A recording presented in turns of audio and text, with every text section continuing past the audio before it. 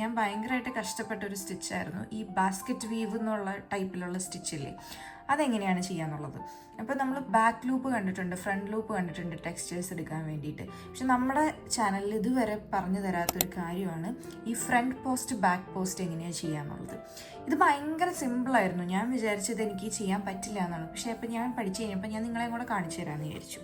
അതേപോലെ ഈ ഒരു ത്രെഡ് കണ്ടോ, ഈ യാൺ, ഇത് ഞാൻ കഴിഞ്ഞ ദിവസം യാൺ ഷോപ്പിൽ പോയപ്പോൾ മേടിച്ചത് കേട്ടോ. ഇത് ബാംബു കോട്ടൺ മിക്സ് ആണ്. നല്ലൊരു ടൈപ്പ് ഓഫ് യാൺ ആട്ടോ. ഇതിൻ്റെ ഉള്ളിൽ കൂടുതലും കോട്ടൺ ആണ്. ഇത് പല കളറിലുണ്ട്, ഇഷ്ടം പോലെ കളറിലുണ്ടായി. ഇതെനിക്ക് തോന്നുന്നു ഒരു നാട്ടിലെ എമൗണ്ട് ഒരു 600 രൂപ എങ്ങാണ്ടാണ് ഈ 100 ഗ്രാം യാണിന് ഇവിടുത്തെ പ്രൈസ്.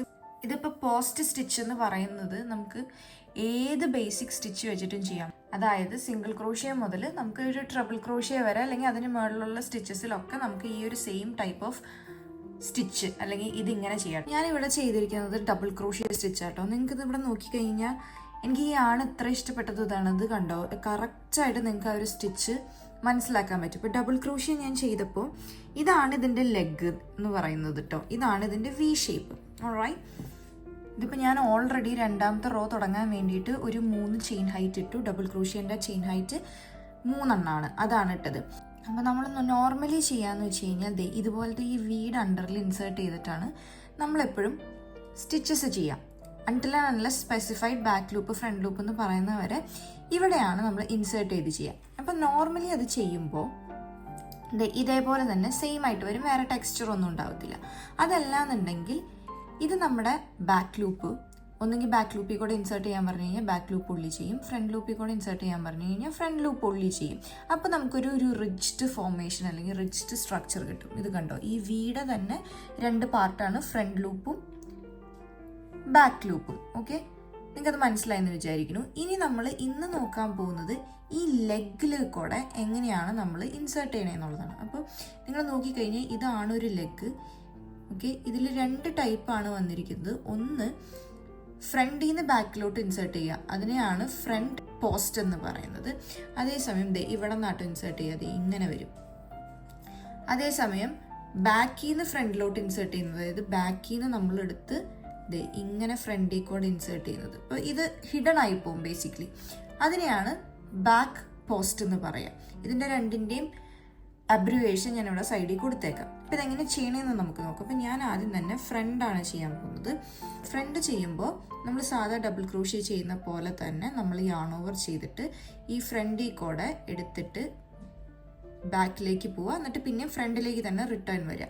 എന്നിട്ട് പിന്നെ ഈ യാൺ ഓവർ ചെയ്ത് നമ്മുടെ സെയിം ഡബിൾ ക്രോഷ്യ തന്നെ ഈ ബാക്കിൽ കൂടെ തന്നെ, ഈ പോസ്റ്റിൻ്റെ സൈഡിൽ കൂടെ തന്നെ നമ്മൾ ഇതിനെ റിട്ടേൺ എടുക്കുക, യാൺ ഓവർ ചെയ്ത് പുൾ ത്രൂ ചെയ്യുക. അപ്പോൾ 2 പെയർസ് ഓഫ് ലൂപ്പിലാണല്ലോ നമ്മൾ യാൺ ഓവർ ചെയ്ത് പുൾ ത്രൂ ചെയ്യുന്നത്, സെയിം തന്നെ റിപ്പീറ്റ് ചെയ്യുക. ഓക്കെ, അപ്പോൾ നമ്മുടെ ഇവിടെ ഒരു ബൾജ് വരും. ഇതും ടെക്സ്ചർ ഫോം ചെയ്യാൻ തന്നെയാണ്. ഞാൻ ഒന്നുകൂടെ കാണിച്ചു തരാം. യാൺ ഓവർ ചെയ്യുക, double crochet same yarn over ചെയ്യുക, എന്നിട്ട് ബാക്കിൽ കൂടെ, അതായത് ഫ്രണ്ടിൽ നിന്ന് ബാക്കിൽ കൂടെ എടുത്തിട്ട് ഫ്രണ്ടിലേക്ക് തന്നെ ഇൻസേർട്ട് ചെയ്യുക, പിന്നെയും യാൺ ഓവർ ചെയ്ത് ആ സെയിം പാത്തിൽ കൂടെ പുൾ ത്രൂ ചെയ്യുക, എന്നിട്ട് യാൺ ഓവർ ചെയ്ത് നമ്മൾ നോർമലി ചെയ്യുന്ന പോലെ ഡബിൾ ക്രോഷ്യയിൽ 2 പെയർ വെച്ചിട്ട് യാൺ ഓവർ ചെയ്ത് പുൾ ത്രൂ ചെയ്യുക. കണ്ടോ, അതായത് യാൺ ഓവർ ചെയ്തിട്ട് നമ്മൾ ബാക്കിൽ കൂടെയാണ് എടുക്കുന്നത്. കണ്ടോ, ഇതിൻ്റെ ബാക്കിൽ കൂടെയാണ് എടുക്കുന്നത്. എന്നിട്ട് ഇപ്പോൾ ഇത് ഫ്രണ്ടിൽ വന്നു, എന്നിട്ട് ഫസ്റ്റ് ലെഗിനെ ക്രോസ് ചെയ്തിട്ട് നമ്മൾ പിന്നെയും ബാക്കിലേക്ക് തന്നെ എടുത്തു. അവിടെ നിന്നാണ് യാൺ ഓവർ ചെയ്ത് പുൾ ത്രൂ ചെയ്ത് ഇത് റിട്ടേൺ അടിച്ച് ബാക്കിലോട്ട് വരണം.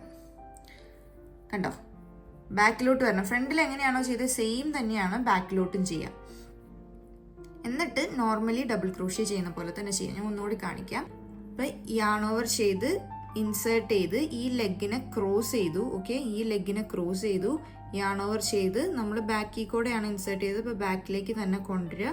അതിനുശേഷം നമ്മളിതേ യാൺ ഓവർ ചെയ്ത് പുൾ ത്രൂ ചെയ്യുക, പിന്നെയും യാൺ ഓവർ ചെയ്ത് 2 പെയർ ലൂപ്പിൽ പുൾ ത്രൂ ചെയ്യുക.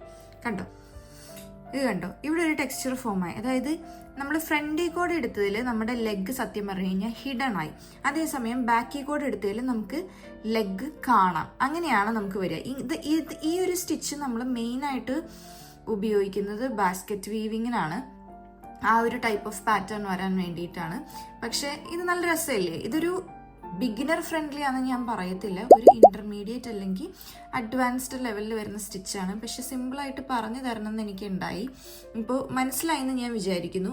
നിങ്ങൾ ചെയ്ത് നോക്കുമ്പോൾ, അതായത് പോസ്റ്റ് സ്റ്റിച്ചുകൾ ചെയ്ത് നോക്കുമ്പോൾ നിങ്ങൾ ഹൈറ്റ് കൂടിയ സ്റ്റിച്ചിൽ, ബിഗിനർ ആണെന്നുണ്ടെങ്കിൽ ഹൈറ്റ് കൂടിയ സ്റ്റിച്ചിൽ ചെയ്ത് പഠിക്കാൻ നോക്കുക. അപ്പോൾ പിന്നെ നിങ്ങൾക്ക് ആ ഒരു ലെഗ് കറക്റ്റായിട്ട് കാണാൻ പറ്റും. അതായത് ഇങ്ങനത്തെ കോട്ടൺ യാണുകൾ ഉപയോഗിച്ച് കഴിഞ്ഞാൽ, അക്രിലിക്കിനേക്കാളും നന്നായിട്ട് കോട്ടൺ യാണുകൾ ഉപയോഗിച്ച് കഴിഞ്ഞാലും നിങ്ങൾക്കിത് കുറച്ചും കൂടെ നന്നായിട്ട് കാണാൻ പറ്റും. അതിന് വേണ്ടിയിട്ടാണ് ഞാൻ പറഞ്ഞത്. ഇപ്പം നമ്മുടെ ഇനിയത്തെ വരുന്ന വീഡിയോകളിൽ ഈ ഒരു പാറ്റേൺ വെച്ചിട്ട് എങ്ങനെയാണ് നമുക്കൊരു പുതിയ പാറ്റേൺ പഠിക്കുക, അതായത് basket weaving type of pattern പഠിക്കുക എന്നുള്ളത് ഞാൻ കാണിച്ചു തരാം. നല്ല ടെക്സ്ചർ ഉള്ളൊരു പാറ്റേൺ ആണ് ഈ ബാസ്ക്കറ്റ് വീവ് എന്ന് പറയുന്നത്. ബാസ്ക്കറ്റ് വീവിൻ്റെ തന്നെ ഇഷ്ടംപോലെ പാറ്റേൺസ്, അതൊക്കെ എങ്ങനെ ചെയ്യണമെന്ന് നോക്കാം. അതിന് മുന്നായിട്ട് ഇതിങ്ങനെ പ്രാക്ടീസ് ചെയ്ത് പഠിച്ചു നോക്കൂ, എന്നാലാണ് ഇത് കറക്റ്റ് ആവത്തുള്ളൂ. ഇത് കുറച്ച് സമയം എടുക്കും ഇതിൻ്റെ ആ ഒരു പ്രത്യേകിച്ച് ബാക്ക് പോസ്റ്റ് പഠിക്കാൻ വേണ്ടിയിട്ട്. ചെയ്ത് നോക്കൂ. ചെയ്ത് ഒരു 10 വട്ടം അങ്ങോട്ടും ഇങ്ങോട്ടും ചെയ്ത് കഴിയുമ്പോൾ നിങ്ങൾക്കിത് കറക്റ്റായിട്ട് കിട്ടും കേട്ടോ. അപ്പോൾ ഇതുപോലത്തെ ഉള്ള യൂസ്ഫുൾ വീഡിയോ ആയിട്ട് ഇനിയും നമുക്ക് കാണാം.